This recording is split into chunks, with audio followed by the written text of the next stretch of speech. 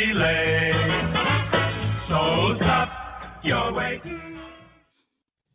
Hey everyone, thanks for joining us for another episode of the Fox 12 Weather Podcast. Today is Thursday, August 15th. I'm meteorologist Jeff Orgeron, joined by Camila Ortiz. Hey Camila. Hello. And Chief Meteorologist Mark Nelson. Hey Mark. Hey everybody, how you doing? Doing great. It's been a little bit easier going as far as the weather around here. Yeah, it's been nice. You mean, yeah, it's pretty comfortable. Actually, it's kind of chilly. Can you see here? I've got the long sleeves on because it's a little chilly out here with the windows open. Have you had a little drizzle up there too from time to time? Yeah, 2 days ago I did, but not yesterday and not today. Okay. All right. Yeah. Well, Nice. I think we're going to get a little more than drizzle on Saturday, but we're going to talk about that in a bit. Oh yeah. That's a teaser, folks, a real teaser. That's right. All right, let's get the window shared here. The graphics all set and ready to go. So Jeff, you're going to run things this week. The graphics, you didn't like how I ran things 2 weeks ago. You've been fired. Okay. Was it a train You're wreck, fired. Jeff? Oh, it wasn't that bad. No. Okay. I He had joke. to verbally cue okay, next graphic. I think he actually said next graphic, please. My Oh, brain was wow. going to explode in my Dang. basement.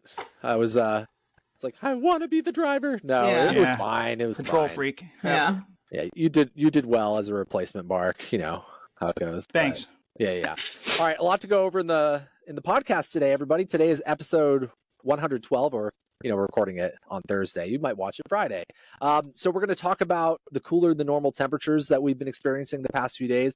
Been a bit cloudier, kind of almost like a hint of fall out there, but not quite just yet. We have a significant soaker coming our way, and I think that's going to take up a lot of the podcast today, is talking about what's coming in on Saturday. I know a lot of people mid-August probably have outdoor plans. I know a local meteorologist in town is getting married on Saturday that does not work for this news station. I'm just going to say it. Kelly Barron is getting married over at really? Yeah. Yeah, she Congrats. posted. Yeah, I know. Outside? Congrats to her. Yeah. Joe V is going to the wedding with his wife, and he said that part of it is outdoors. So shout out to Kelly. Great person. Congrats, Kelly. That's awesome. She's great. And I hope that she dodges those downpours during the most important parts of the wedding. And of course, if you have outdoor plans, you're going to want to keep an eye on the forecast. Long range outlook, we're going to talk about how things are looking for the rest of the month.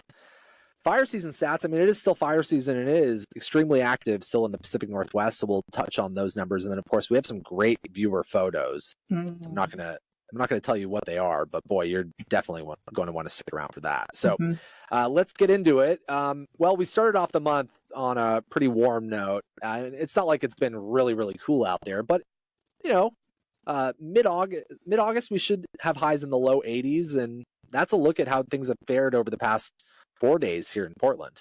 So we're going to look back here. The first 10 days of August, hot, well above average. And then there's going to be all this blue for the next 2 weeks. I mean, when starting the 11th and starting the 18th. Blue or gray. Yeah. I Yeah. think we're going to be near normal or below normal, it looks like. Yeah, I think so. This is no surprise. Exciting. Big goose egg there, but I think that's going to change for the better once we get into the weekend, or by the end of the weekend, rather. I just wanted to touch on some of the numbers in Salem as well. They've had 3 days in a row with below normal temperatures, so that's a look at the departure from normal, highlighted in blue. Highs of 72, 74, and 84 the past few days. They're still running over 4 degrees above a typical first half of August, so overall it's been a warmer than normal August for the first half of the month in both Portland and Salem. Yeah. No big comment. Big pattern change. That really hit on Sunday is when things started changing. Sunday, Monday. Yeah. Yep. And yeah, I just wanted to show you what's going on this morning on infrared satellite imagery. Couple of things to note. There is a weak trough of low pressure passing through central and eastern Oregon that's been generating showers and some thunderstorms. Mark, I know you were covering that last night. Camilla, you were as well. Mm-hmm. There were at one point, Camilla, I saw 140 lightning strikes, and our system only does 30 minutes at a time. The one we use on air, our radar and lightning overlays. And there were 130 or 140 at one point. Yeah, in South Central Oregon. Did that continue all night, Jeff, or did it probably petered out a bit by the time you got in at who knows what time? Some ungodly hour at 2 or 3? 2. Yeah. No, it wasn't really active when I came in. There were some isolated lightning strikes here and there, but it was mainly scattered showers. And that was the case. I was just on GDO, Good Day Oregon, and 10 o'clock, there were still just showers out there, no thunderstorms. So, but I think with the help of some daytime heating, things are going to ramp up a little bit out there. Oh, yeah. One other note, and we're going to be talking more about this later on the podcast. You can see on the left side of the screen, far off to the west, that deeper trough starting to carve into the Pacific. So that's going to be a big highlight of the podcast here in a bit. But because of that shortwave passing through central and eastern Oregon, there is an additional lightning threat or thunderstorm threat east of the Cascades, and I think generally in the eastern third of the state today. So this was the outlook for the entire day, including just after midnight from the Storm Prediction Center, just isolated thunderstorm, non-severe thunderstorm chance. But there's still a red flag warning posted for most of central and eastern Oregon. Of course, we know this time of year it's very dry out there, so additional lightning strikes could spark up some new fires. So that is that. Why don't we too quiet? We should have shown more excitement. We work the late shift, Jeff. We're just waking up right now. Just getting going. Do you have coffee in hand, folks? Yeah. Look at the mug. Look at the mug I chose. Vintage. Like the old days. Good Day Oregon more. The more I go. R.I.P. Yeah. So I think the juiciest part of the forecast. Nice. Well played. Saturday. Thank you. Yeah. And that will impact fire season. Hopefully we get some good drops in the Cascades. Yeah. Oh, will it? Yes, indeed. So Jeff is just teasing left and right. Folks, Jeff said in a text before we started this, he goes, it's going to be a good podcast. I've got 50 slides. So we're up to about 12 so far. We're flying through this thing. Clear your schedules, everybody. In basketball, we'd call that a 50 piece. Oh my God. Dropping 50. Yeah. So anyways, yeah. So all right, let's take it to I wanted to switch the mode, show you some water vapor satellite imagery. This really shows you what's going on out there. So you have high pressure building down over the eastern Pacific offshore of Southern California, extending over the Southwest. There's that short wave that's moving through central and eastern Oregon. But here's the big daddy of them all. Mark, what is that? That's a long wave trough, Jeff. That means it's a long, kind of a larger wave in the atmosphere as opposed to a long wave ridge. And it's a long wave trough. Not long range. Waves. The record. Yeah. Waves. It's waves, not ranges. Yeah. A couple episodes ago, if you're just tuning in, we made an oopsie, the two of us. But... Wayne Gar, here's a funny old story. I don't think I've shared this. When I first had the weather blog, maybe 2006 or so, and you would have to, and there was no Facebook, no Twitter, there really wasn't much of any social media, MySpace, right? But nobody used that. But Wayne Garcia would get on with the Weather Geeks on the weather blog, and you had to have a name. You had to be registered, and his name was Fweezing Wayne. You like that? Oh my gosh, that's so good. So good. Fweezing Wayne. Fweezing Wayne. Wow. I'm gonna actually, because from time to time he'll pop in to my Facebook on the forecast. He does. And I should say, nice job, Fweezing Rain. I'm gonna start referring to him as Fweezing. How about that? Yeah. That's really good. Yeah. All right. So the focus is starting to shift to this deeper trough that's digging into the Northeast Pacific Ocean, and that's going to be dropping right offshore, basically, of the Pacific Northwest. So we'll just show you the upper level weather pattern for the next. We'll take it through the weekend, shall we? Well, I think we shall. Yeah, let's do it. So there's that weak disturbance, if you will, passing through eastern Oregon late this afternoon. And we take it into Friday late day, and there it is. There's that long wave trough. We should point out the colors represent the anomaly. So warmer, higher than average heights, lower than average heights. If everything was perfectly average, the 30-year average, it would be white. Right. And a taller atmosphere typically brings warmer temperatures, and a more shallow atmosphere, shallow air mass brings cooler temperatures. So that's what you're seeing here is that trough digging in. So that's Friday late day. That's Saturday. Oh, wow. Nice. This is, and I'll show you a different mode. I'm going to show you 500 millibar relative vorticity, but there's going to be a pretty significant shortwave or couple shortwaves kind of rounding this parent trough here. So that's Saturday. This is Sunday late day. Offshore. Go ahead. I was going to say by that time that trough is swung across. I guess we're going to see vorticity, but that's going to swing across Oregon and Washington. And by this time, Sunday afternoon, it's up around Vancouver Island. Exactly. Kind of like it pivoted. Exactly. Yeah. So this is Sunday late day. Let's take it to the 500 millibar vorticity. So this shows you the potential lift that this is going to create in the atmosphere. And so this is Saturday, 8 a.m. All right, we're going to kind of go into little snippets here. This is 11 a.m. That shortwave is starting to work its way over, Northern California, Southwest Oregon. This is look at that. This is early in the afternoon on Saturday. Shortwave is kind of passing over Western Oregon and Northern California. Oh. A lot of lift coming in late in the day Saturday, taking into Saturday evening, Saturday night, Sunday early morning, Sunday early to mid-morning, and more of the energy is focusing up into Western Washington at that point. So what this tells me, and probably you guys too, is a lot of the action is happening Saturday into early Sunday. Right. And could you back up, Jeff? Sure, yeah. Go back to right. Wait, no. There. Okay, there. Maybe the one before is better. Right there. So now this is only at 500 millibars. At like 300 millibars higher up, it'd be more obvious. But if you follow a line like from Old Medford or Lakeview and then kind of up towards Seattle, if you notice how the contours are spreading, they're divergent. Mm-hmm. So, and this is more obvious at like 300 millibars higher up. That's called divergent flow. So if the air high up is diverging, that means your air has to come up from below to replace it. So when you have divergence above, that's great lifting. That's right. That's why we have a great lifting zone across Western Oregon into Western Washington during this time. So the second half of Saturday. So that's good stuff. That's a classic. And look at the flows from the southeast. Exactly. So that is our thunderstorm flow for us. Wind likes to flow parallel to pressure contours like this. And so we're going to have that southeasterly flow, which is pretty standard for a thunderstorm outbreak. Or not standard, but I mean, that's pretty common for us to get thunderstorms here along and west of the Cascades. So yeah, plenty of lift happening Saturday into early Sunday.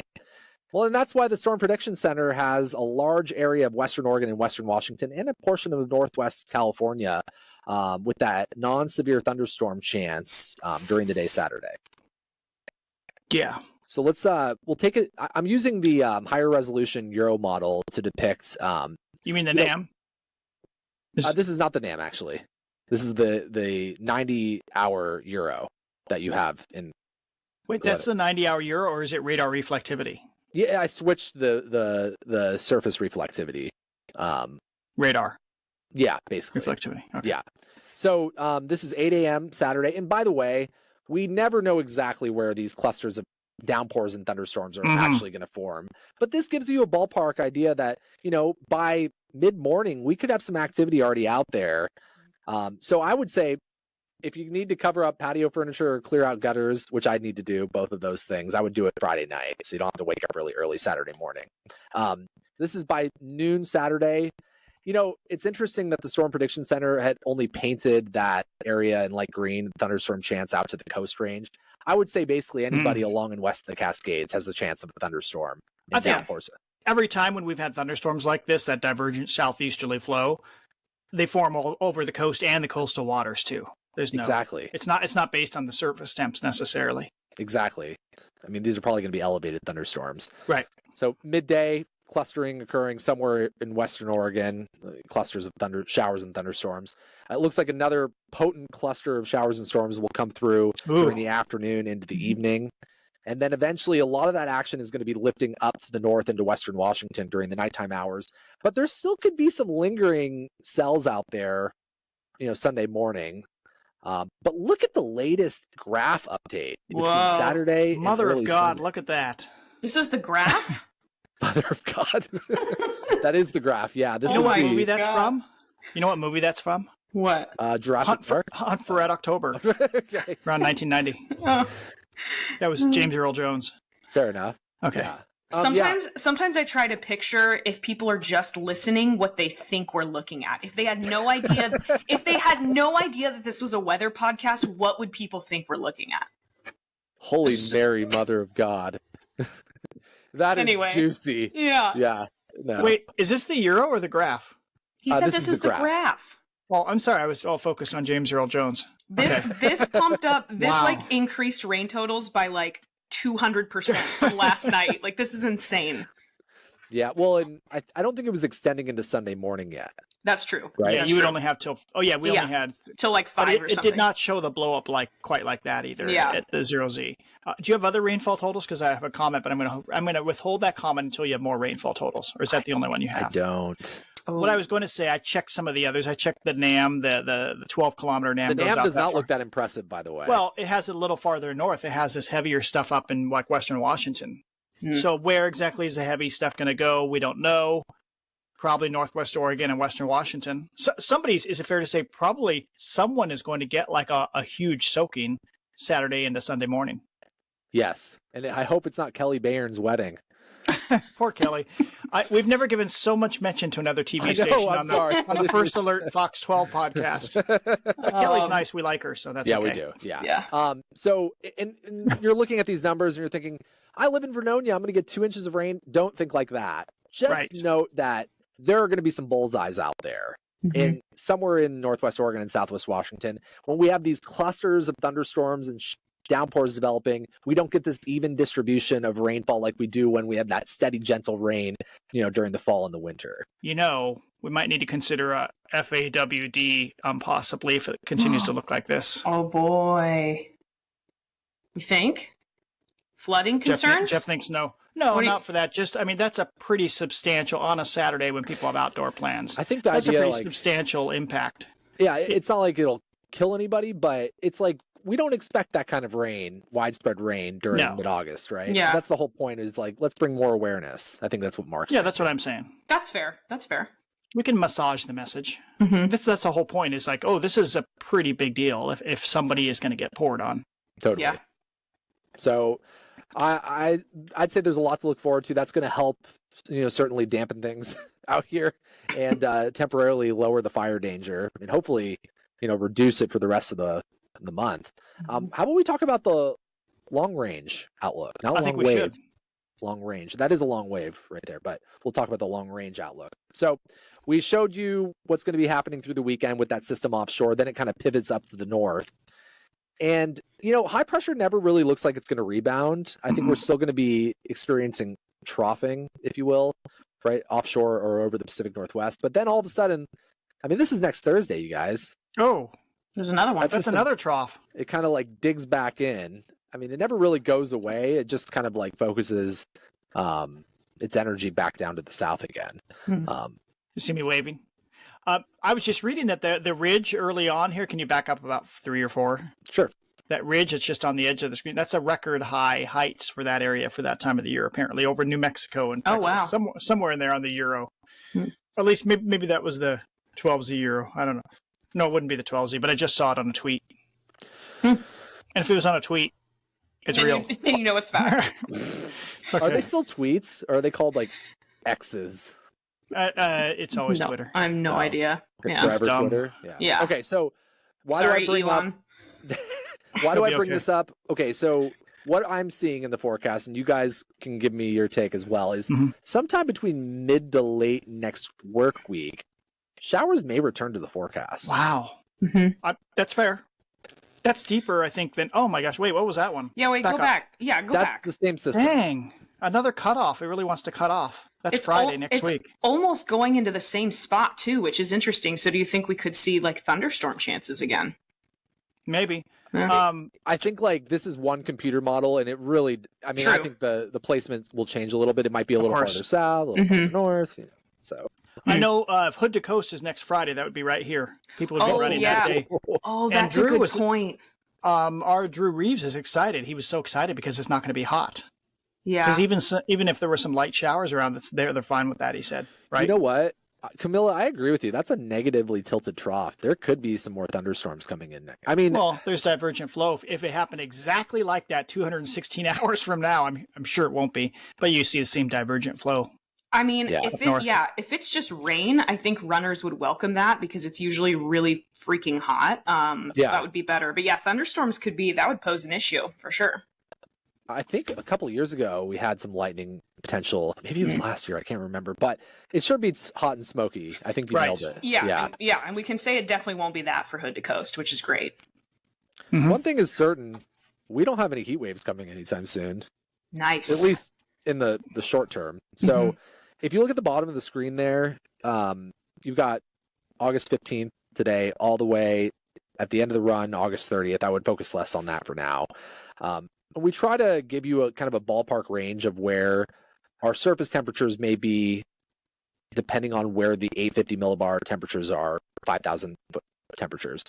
And it looks like possibly through the 25th, 26th, 27th, our temperatures at 5,000 feet are going to be staying below 15 degrees Celsius. Mark, I know you mentioned like 12 to 13 to 14. That's like normal for August. Is that correct? I just checked. 14.4 is average for August, for the month of August. As for the end of the month, I assume it's slightly lower, but yeah. So I think below average. Mark was saying we're going to see a lot more blue on the calendar, temperature graphic. I think you're onto something, Mark, because that's a lot of days near or below normal. Potentially. Yeah. And if we're going to stay below average in the atmosphere overhead, that just goes to say it'd be really tough to get anything above 85 in this pattern. Saturday is interesting because Saturday, you see it there. It's about 14 Saturday afternoon. Is that right? No. Yeah. Well, it depends on the model. I just looked at the NAM and it has this is the GFS and then this is the Euro. Oh, Euro. They're about the same. About 13, 14. But the NAM had a 16 over us Saturday afternoon. So if the showers were to be delayed, and you didn't show the GFS precip, I think the GFS does not have precip until later Saturday afternoon. We could be 85 degrees Saturday, especially. I almost said especially because the flow goes light offshore briefly Saturday morning. And so that's my point. We could get a warm day in here somewhere, but otherwise, 10 more days of cooler than average. And to add to that, that would bring a little bit more surface level CAPE or energy yes, it would. ahead of those showers and storms, which would probably lead to heavier downpours. So, yeah. So that takes us close to the end of the month. Would it? I mean, is this like, are we transitioning to fall? I know we can still get some really warm stuff in September, though. I mean, you look at the green. I like to follow the green line when we get into the real long range outlook. That's the ensemble mean. And I mean, that keeps us at or below 15 degrees Celsius at 5,000 feet. So I know the operational has kind of been hinting at in the long range, like some kind of heat late in the month. But look at the GFS had that too. And the latest run, the 6Z run overnight, that ensemble mean has dropped. And so has the operational run in the late month. So, Camila, I think you're onto something. We might be kind of entering more of a fall pattern, or perhaps just like a more mild late summer pattern. How about this? I think it's fair to say, since we've never had an extended severe heat wave after mid-August, that's not going to happen before the 28th at the earliest, it looks like. So that tells me that we're done with any sort of long period of heat. Right. Yeah, we'll get some hot weather maybe late, at the very end of August, early September, but that's it. Yeah. And I mean, computer models in their